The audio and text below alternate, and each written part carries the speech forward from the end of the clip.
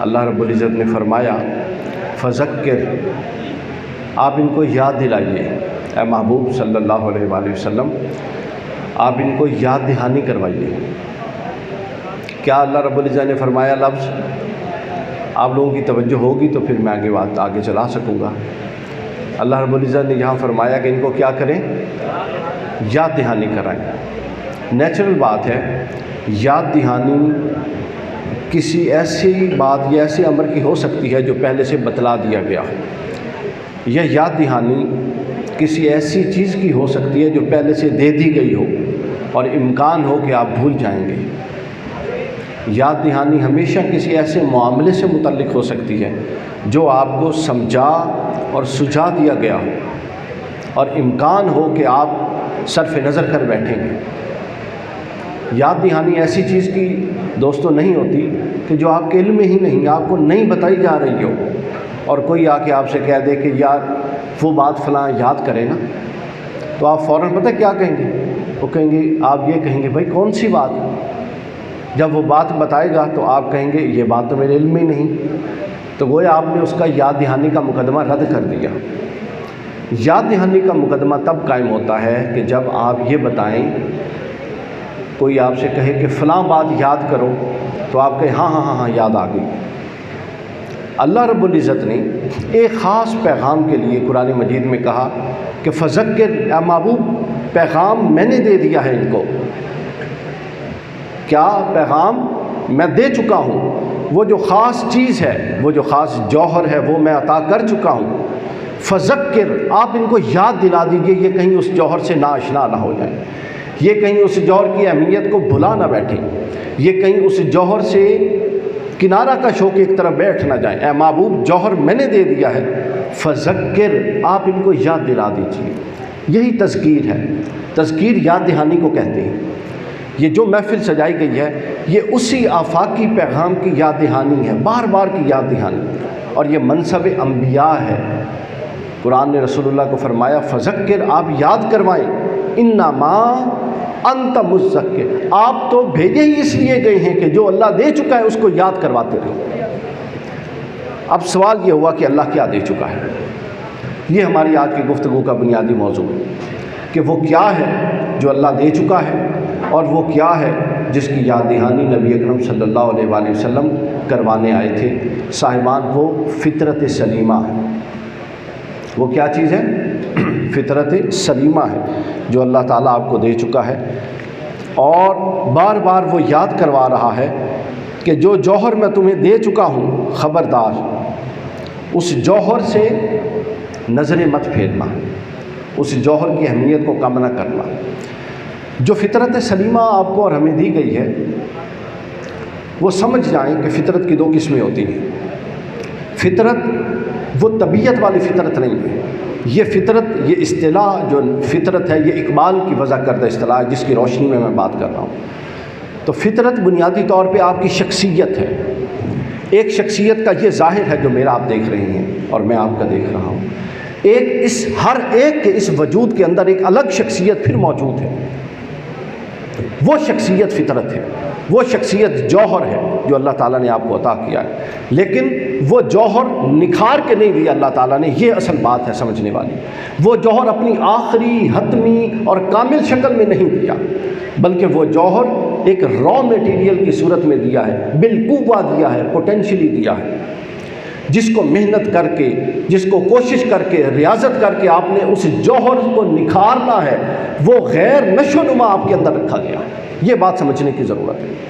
اللہ تعالیٰ نے وہ جو جوہر رکھا ہے، یاد دہانی اس جوہر جو اندر رکھ دیا گیا ہے، جو غیر نشو و نما رکھ دیا گیا ہے، یاد دہانی اس لیے کروائی گئی ہے کہ اس غیر نشو و نما کو اپنے اندر اسی طرح غیر نشو و نما نہیں رہنے دینا، بلکہ اس جوہر کو نشو و نما دینی ہے، اس کو پروان چڑھانا ہے، اس کو باقاعدہ ماحول دینا ہے، اس کو وہ توازن والا ماحول دینا ہے جس ماحول میں وہ جوہر پروان چڑھ سکے۔ اس کے مد مخالف ماحول نہیں دینا جس میں وہ پروان چڑھنے میں رکاوٹ بن جائے، ماحول کو رکاوٹ نہیں بننے دینا، ترجیحات ترجیحات ایسی تعین کرنی ہے، ترجیحات کا تعین ایسا ہو کہ وہ پروان چڑھنے میں اس جوہر کو مددگار ثابت ہو، صحبت ایسی ہو کہ وہ اس جوہر کو پروان چڑھنے میں مددگار ہو، تعلیم اور تربیت کا مزاج اور نظام ایسا ہو وہ جوہر کو پروان چڑھنے میں مددگار ہو، پڑھیں ایسا کچھ جو جوہر کو پروان چڑھانے میں مددگار ہو، اٹھیں بیٹھیں ایسے لوگوں کے ساتھ جو اس جوہر کو پروان چڑھانے میں مددگار ہو، سنگت اور یاری اس لوگوں سے رکھیں جو آپ کے اس جوہر کو پروان چڑھانے میں مددگار ہو، آنکھوں سے صرف وہ کچھ دیکھیں جو اس جوہر کو پروان چڑھانے میں مددگار ہو، وہ جوہر جو اندر رکھ دیا گیا ہے اس کی اہمیت کا اندازہ لگائیں کہ اللہ نے رکھا ہے اور رسول اللہ کو بھیجا گیا ہے کہ ان کو یاد دلا دیں کہ یہ صرف اپنے مادی وجود کو ہی سب کچھ نہ سمجھے، اس کے اندر ایک بہت بڑی چیز میں نے رکھ دی ہے، اس کی نشو و نما بھی ان کے لوگوں کے ذمے ہے۔ انما انت مذکر، آپ تو یہ یاد دہانی کروانے آئے ہیں، اور یاد دہانی کے لیے صرف رسول اللہ نے آ کے یاد دہانی نہیں کروائی بلکہ اس غیر نشو و نما اور غیر تربیت یافتہ جوہر کی تربیت کا پورا لائحہ عمل لے کر رسول اللہ آئے تھے۔ تو فطرت کی دو قسمیں ہیں، میں نے سمجھا دی، ایک ہے بالقوہ اور ایک ہے بالفعل۔ بالقوہ وہ ہوتی ہے جو پوٹینشیلی انیشیلی ہر فرد کے اندر اللہ رکھ دیتا ہے، ہم میں سے ہر ایک میں وہ رکھی گئی ہے، اور بالفعل وہ ہوتی ہے کہ جو اس جوہر فطرت کو نشو و نما دے سکے، اس بیج کو پہلے پودا پھر پھول پھلدار بڑا تناور مضبوط درخت بنا سکے، تو وہ اپنی اس فطرت بالقوہ کو بالفعل میں لانے میں کامیاب ہو گیا۔ پاکستان میں اور دنیا میں لاکھوں اربوں کروڑوں انسان ایسے ہیں جو فطرت بالقوہ کو بالفعل لائے بغیر مر جاتے ہیں، چونکہ جو تقاضے ہیں اس بالفعل لانے کے لیے، بالقوہ کو بالفعل لانے کے لیے وہ پورے نہیں کر سکتے۔ بالقوہ پوٹینشل ہے، اقبال پیدا ہوا، کوئی جانتا تھا کہ اقبال بنے گا؟ حضور شیخ الاسلام پیدا ہوئے تو ایک عام بچے تھے نا اپنے علاقے میں، اب جنگ میں بہت سارے بڑے بڑے قائد اعظم پیدا ہوئے، کوئی جانتا تھا؟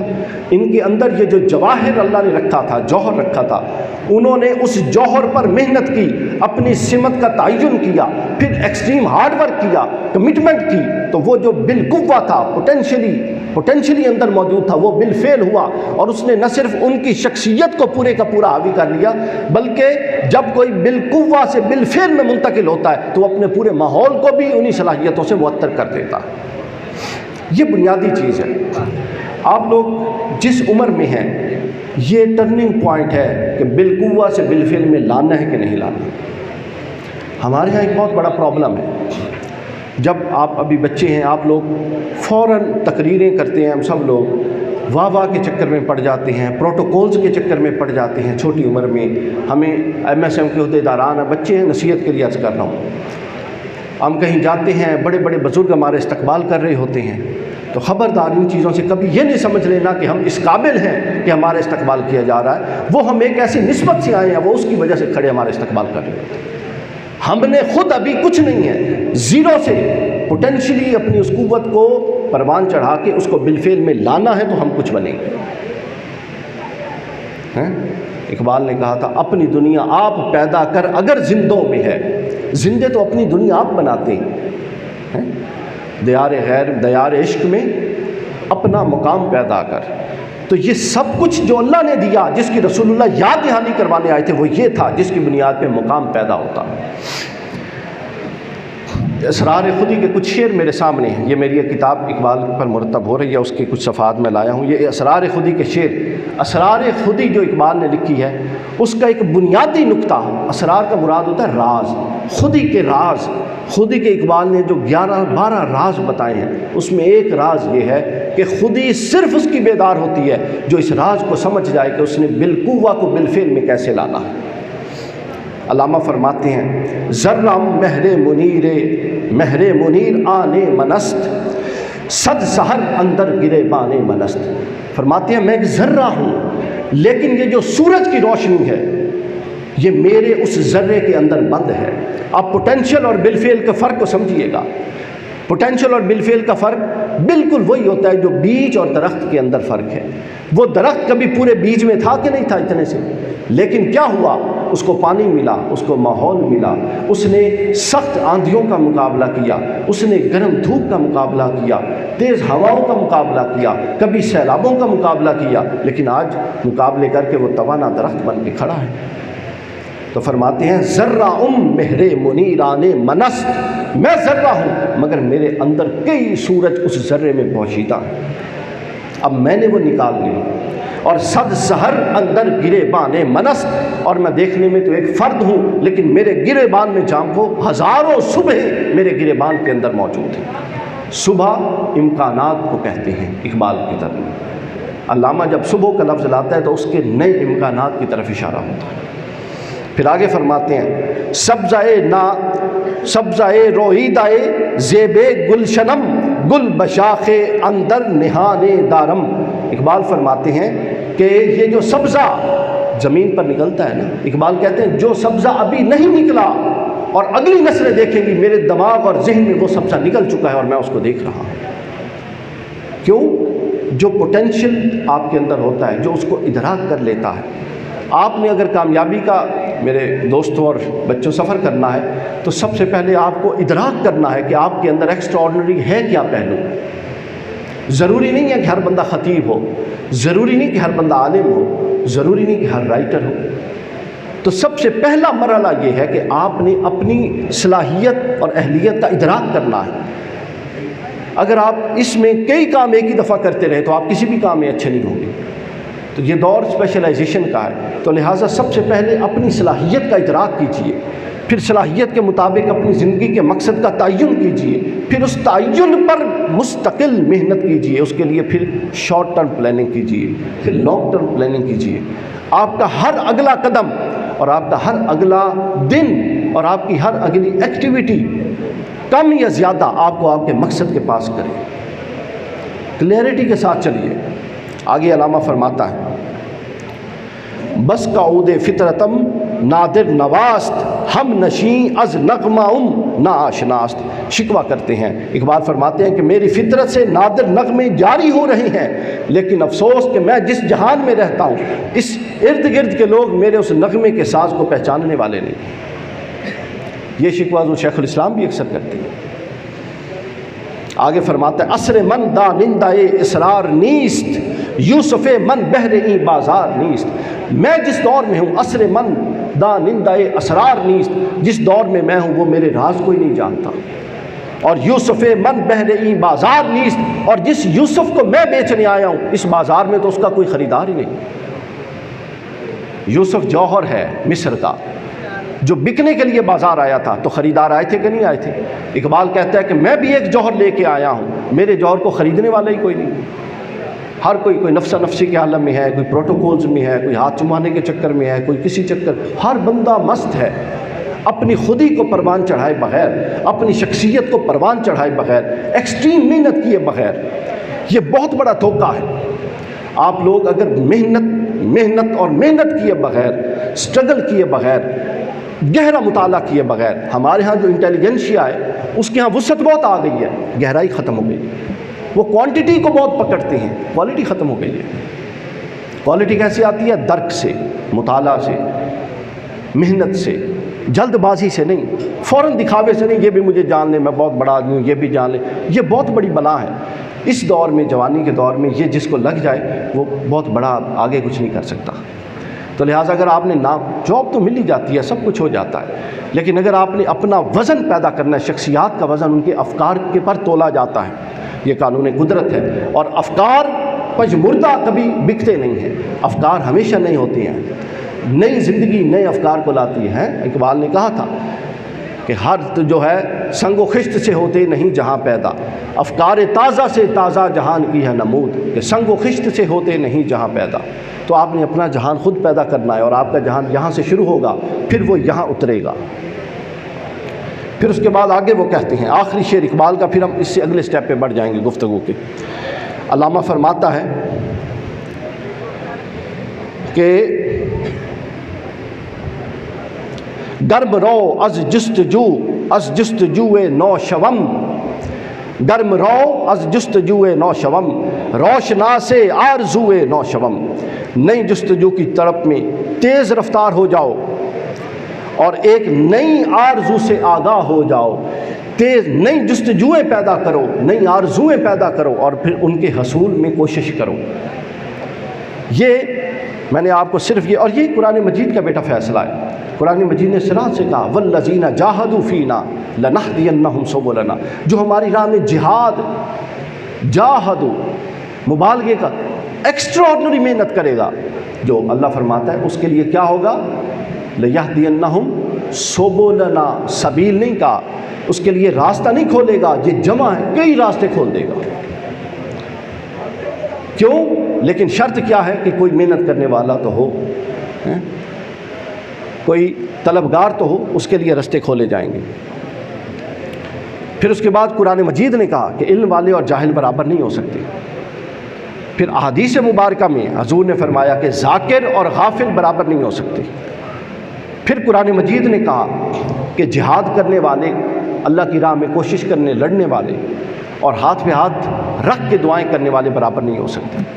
یہ سارا فلسفہ جو میں آپ کو بیان کر رہا ہوں مختصراً لفظ میں، یہ بہت بڑا فلسفہ، یہ صرف یہ ہے کہ آپ نے اپنے جوہر کی خود نشو و نما کرنی ہے۔ وہ جوہر آپ کے ہاتھ میں ہے، آپ اس جوہر کے امین ہیں، امانت دار ہیں۔ اگر آپ اس جوہر کی نشو و نما نہیں کر سکتے تو اللہ کے ہاں آپ جواب دہ ہیں۔ اب اگلے لمحے کی طرف چلیے، علامہ سے میں نے تائید لے لیا، اب آگے چلتے ہیں۔ آپ کی زندگیوں میں ایک دور آتا ہے جس کو وقفہ تعمیر میں کہہ رہا ہوں، یا دور تعمیر۔ کیا دور؟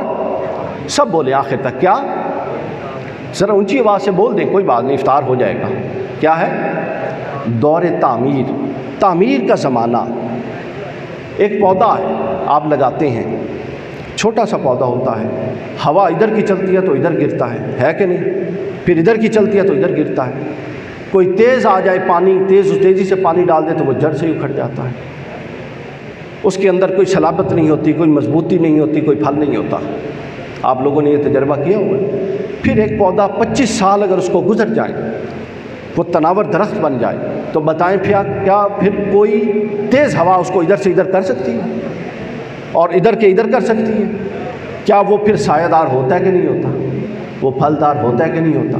تو اس پہلے پودے میں، یہ وہی پودا ہے، اس کی فطرت نہیں بدلی، اس کی جسامت نہیں بدلی، اس کی نوع نہیں بدلی، اس کے اندر کچھ بھی نہیں بدلا۔ تو یہ اور یہ 25 سال کا فرق ہے۔ آخر وہ کیا ہوا کہ جو ہوا کے دوش پہ تھا وہ اب ہوا کو خاطر میں ہی نہیں لاتا، جو ہواؤں سے ڈرتا تھا اب وہ ہواؤں میں سینہ تان کے کھڑا ہو جاتا ہے، جو سورج کی تمازت سے جل جاتا تھا اب اس کو فکر ہی نہیں سورج جتنا مرضی سوا نیزے پر آ جائے۔ وجہ کیا ہے؟ وجہ یہ ہے کہ اس نے درمیان کا عرصہ تعمیر گزار لیا ہے۔ تو آپ میں سے جو بندہ عرصہ تعمیر گزار کے آئے گا وہی کھڑا رہے گا۔ جو عرصہ تعمیر گزار کے آئے گا اپنے پورے تقاضوں کے ساتھ، اسی کی بات مانی جائے گی۔ جو عرصہ تعمیر گزار کے آئے گا اسی کی ویلیو ہوگی۔ جو عرصہ تعمیر میں اپنے آپ کو ڈالے گا اور محنت کرے گا اسی کو کل کرسی پہ اوپر بلایا جائے گا۔ عرصہ تعمیر سے جو گزارے گا اسی کے افکار و نظریات کل کو زندہ ہوں گے۔ جو عرصہ تعمیر سے گزارے گا عام بندوں سے ہٹ کے اسی کا صرف ذکر کیا جائے گا، اسی کی بات کو غیر ممتاز سمجھا جائے گا، ممتاز سمجھا جائے گا اور غیر معمولی سمجھا جائے گا۔ اگر آپ عرصہ تعمیر سے نہیں گزرتے تو آپ مرحلہ تکمیل تک نہیں آ سکتے۔ اگر آپ عرصہ تعمیر سے نہیں گزرتے تو آپ مرحلہ تکمیل پر نہیں پہنچ سکتے۔ اب یہاں سے ہم اپنی آخری بات کو ساتھ جوڑ دیتے ہیں اور گفتگو کو ختم کرتے ہیں۔ پہلی بات میں نے عرض کی کہ آپ کے پاس جوہر ہے، پھر اس جوہر کی نشو و نما کا طریقہ کار ہے، پھر میں نے بتایا کہ ایک وقفہ تعمیر ہے۔ اگر وہ وقفہ تعمیر آپ نے اچھا گزارا تو آپ کا جوہر پروان چڑھ جائے گا، اور اگر وہ مرحلہ تعمیر اچھا نہ گزرا تو جوہر پروان نہیں چڑھے گا۔ اب آخری بات یہ لیں کہ وہ جو جوہر تعمیر کرتا ہے وہ کیا کچھ تعمیر کرتا ہے؟ وہ آپ کی شخصیت کے 4 پہلو تعمیر کرتا ہے۔ ایک پہلو اس میں ہے جسمانی پہلو۔ اس عرصہ تعمیر میں آپ کا جسم بھی تو بڑا ہو رہا ہے، جسمانی پہلو کی بھی تعمیر ہوتی ہے۔ ایک اس کے اندر ہے روحانی پہلو کی تعمیر، ایک اس کے اندر ہے اخلاقی پہلو کی تعمیر، اور ایک اس کے اندر ہے شعوری پہلو کی تعمیر۔ تو عرصہ تعمیر میں ایک فرد بیک وقت 4 جہتوں سے بڑا ہو رہا ہوتا ہے۔ لیکن لطف کی بات یہ ہے کہ ایک جہت اللہ نے اپنے ذمے لی ہے، وہ ہے جسمانی جہت، کہ عمر گزرنے کے ساتھ ساتھ آپ کا جسم بڑھے گا یا نہیں، اس پر آپ کو کوئی محنت نہیں کرنی۔ آپ کھائیں گے، ہاتھ بھی اسی تناسب سے بڑھیں گے، پاؤں بھی اسی تناسب سے بڑھیں گے، ایک خاص تناسب سے ہر شے بڑھے گی، لیکن آپ کا روحانی وجود پروان چڑھے گا کہ نہیں، اس کا اللہ نے وعدہ نہیں کیا، آپ کی محنت پہ چھوڑا۔ آپ کا اخلاقی وجود کتنا مصفہ ہوگا، اللہ نے وعدہ نہیں کیا، آپ کی محنت پہ چھوڑا ہے۔ آپ کا شعوری وجود، انٹلیکچولی آپ کتنے گرو ہوتے ہیں، اللہ نے وعدہ نہیں کیا، یہ آپ کی محنت پہ چھوڑا۔ گویا کہ 4 تعمیرات میں جو 4 پہلو پڑھ رہے تھے، اس میں سے ایک پہلو بذمہ الہی ہے اور 4 پہلو بذمہ بندہ ہے، اور اگر آپ نے ان 4 پہلوؤں میں اپنے آپ کو پروان نہ چڑھایا تو آپ نامکمل شخصیت رہیں گے، کل کو آپ کی بات نہیں سنی جائے گی۔ حضور شیخ الاسلام ایسی ہی متوازن شخصیت پیدا کرنا چاہتے ہیں کہ جو شعوری طور پہ بھی مضبوط ہو، جو اخلاقی طور پہ بھی مضبوط ہو، اور جو روحانی طور پہ بھی مضبوط ہو۔ وہ روحانی طور پہ بھی بالکل خشک نہ ہو، وہ اخلاقی طور پہ بھی خراب نہ ہو، اور وہ شعوری طور پہ بھی بالکل ڈل نہ ہو کہ اس کو سینس ہی نہ ہو کہ زمانے میں کیا ہو رہا ہے اور شعوری قدریں کیا ہوتی ہیں۔ تو لہٰذا آخر میں یہ کہ آپ ان چیزوں میں جب اپنے آپ کو اس پروسیس سے ڈالیں گے، میرے بھائیوں اور دوستوں، اس پروسیس میں اپنے آپ کو ڈالیں گے تو تب جا کے آپ کی وہ چیز جو آپ اپنے اندر ڈیولپ کرنا چاہتے ہیں، یا وہ شے جو آپ اپنے اندر پیدا کرنا چاہتے ہیں، یا وہ شے جو آپ کا حتمی مقصود ہے، آپ اس کے قریب ترین جانا شروع کر دیں گے۔ پھر آگے آپ کی اپنی ترجیح ہے کہ کوئی ایک ان 4 تعمیرات میں اخلاق کی جہت کو زیادہ پکڑ لیتا ہے، کوئی روحانی جہت کو زیادہ پکڑ لیتا ہے، وہ صوفی ہو جاتا ہے، کوئی انٹلیکچوئل جہت کو زیادہ مضبوطی سے پکڑ لیتا ہے، وہ مفکر بن جاتا ہے، فقیہ بن جاتا ہے۔ تو لہٰذا یہ آپ کے اپنے اینڈ پہ ہے۔